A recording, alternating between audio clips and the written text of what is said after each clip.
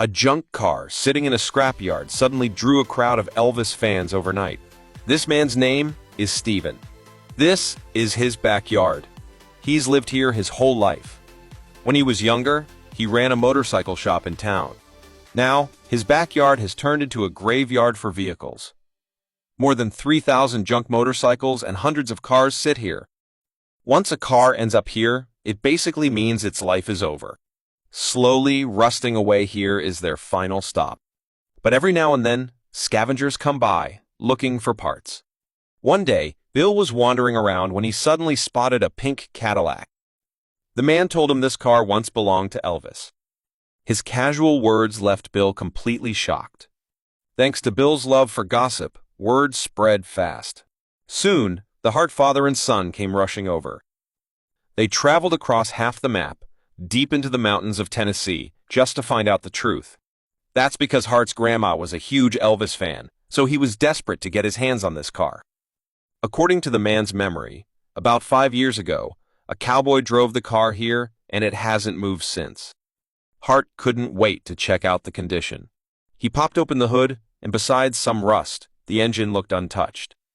All the parts were still in place. That meant the car once ran fine, which was great news. When Hart opened the car door, he made a major discovery. Both the manufacturer's plate and the tax tag had Elvis Presley's name on them. As we all know, Elvis, the king of rock and roll, owned countless cars. His favorite brand was Cadillac. He was also known for gifting his cars to friends. But a car with his actual name printed on the tag was extremely rare. And with its flashy and luxurious interior, Hart was convinced this really could have been Elvis's ride.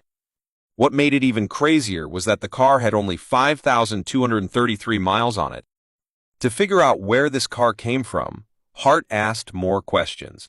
But since it had been too long, the man didn't remember clearly. So Hart made the car public, confirming it had no rightful owner anymore. Soon after, Hart gained a ton of support. In the end, Hart paid a hefty price and bought the car. Not wanting to risk losing it, the father and son hurried over to tow it. But because the terrain was tricky, towing wasn't easy. The best option was to try starting the car. Checking the dipstick, the engine oil still looked pretty good. Next, they had to deal with the engine itself.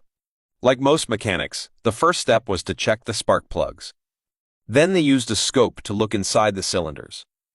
The engine was super clean inside, which was amazing news. But many parts had rusted, so they had to check them one by one until the engine could finally turn over. The original car key no longer worked, so Hart went old school, breaking the lock and hot wiring it. This trick had once helped many young guys start cars, but it didn't work on this old one. Hart planned to test the cylinder pressure, but his dad had his own method. Just put a finger over the spark plug hole, and he could tell which cylinder was weak. Turns out, cylinder 2 had low pressure. To fix it, they had to remove the valve cover. Hart tapped the rocker arms with a small hammer, but nothing changed, so he knocked each rocker one by one. This time, fuel sprayed all over his dad's face. But it meant the compression was back to normal. Still, they weren't ready to start the car yet. They pulled off the carburetor, and Hart bought a replacement. The new carb was slightly different. The throttle valve was too big and blocked the fit. They had to bend it. But even then, it still jammed. The only way was to cut it off completely. Once reinstalled, the throttle could move freely. With the carburetor screwed back in, they tried starting again, but still no luck. They hooked up a spark tester, but nothing fired. A quick check with a multimeter showed an issue with the wiring. After some troubleshooting, they finally fixed the circuit and sparks were back. Hart then grabbed a wire brush and polished the spark plugs. He and his dad took turns cleaning them and screwed them back in with a torque wrench. Soon, all the spark plugs were ready. A little fuel was poured into the carb, and they tried again. This time, as soon as the ignition hit, the engine roared to life. The sound was powerful and smooth.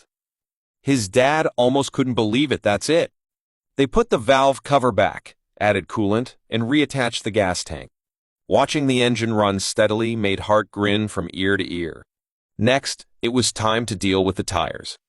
They'd been flat for too long, and it wasn't clear if they could hold air. With an air pump, Hart gave it a shot. Meanwhile, his dad cleared debris on the other side. Cleaning off the branches from the roof, Hart suddenly found a record player in the trunk. After some effort, both front tires inflated, but the handheld pump was too slow for all four. The back tires weren't so lucky, they were completely shot. That meant a full tire replacement. After removing the old wheels, they noticed the hubs looked almost the same as modern cars, except they had a ring of gears around them. "Ever seen wheel hubs like this?" Hart asked. Once both hubs were swapped, they started the car again and checked the rear-wheel drive. With all four tires replaced and the roof cleared, the car was officially back to life. They opened the door and stepped inside, enjoying what once was Elvis's luxury cabin. Hart decided to take his dad for a quick spin. Even though the car still looked beat up, nothing could stop them from having fun. But fun is always short-lived. They drove the car onto the tow truck. That was the real goal. Now, they wait for the day this legendary ride hits the road again. Thanks for watching. See you next time. If you like this video, please like and follow.